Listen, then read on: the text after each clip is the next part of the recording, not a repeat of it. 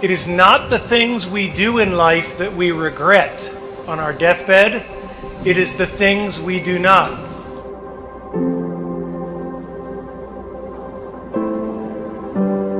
Because I assure you, I've done a lot of really stupid things, and none of them bother me. All the mistakes and all the dopey things and all the times I was embarrassed, they don't matter.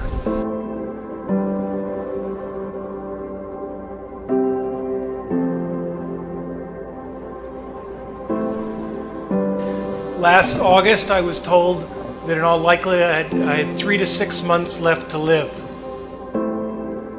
Somebody said to me, in light of those numbers, "Wow, so you're really beating the Grim Reaper." We don't beat the Reaper by living longer. We beat the Reaper by living well and living fully.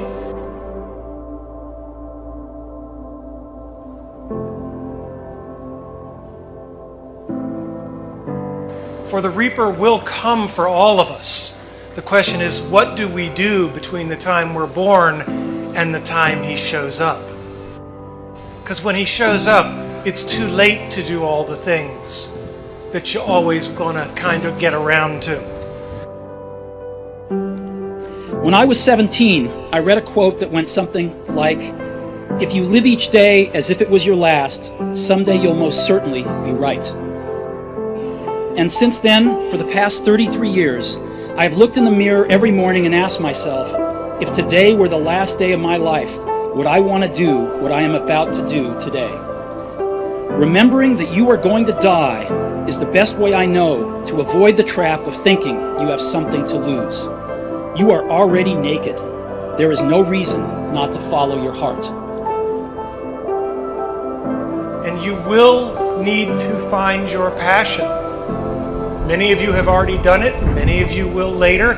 Many of you may take till your 30s or 40s. But don't give up on finding it, right? Because then all you're doing is waiting for the Reaper.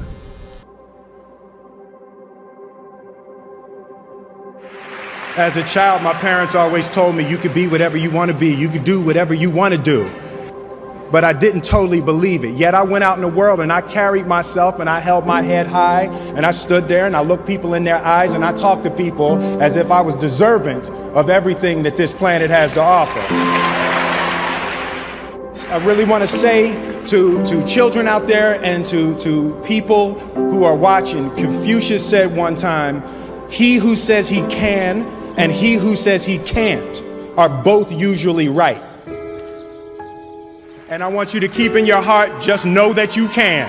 Know that you can.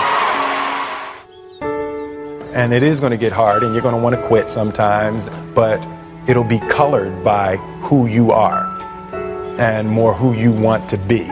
I definitely found that wanting to be an actor stems from wanting to be somebody. I said, I'm not losing. I'm still here, I'm fighting, I'm not losing.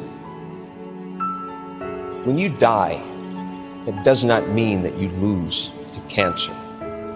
You beat cancer by how you live, why you live, and in the manner in which you live.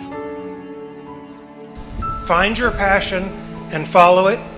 You will not find that passion in things. And you will not find that passion in money. Because the more things and the more money you have, the more you will just look around and use that as the metric, and there will always be someone with more.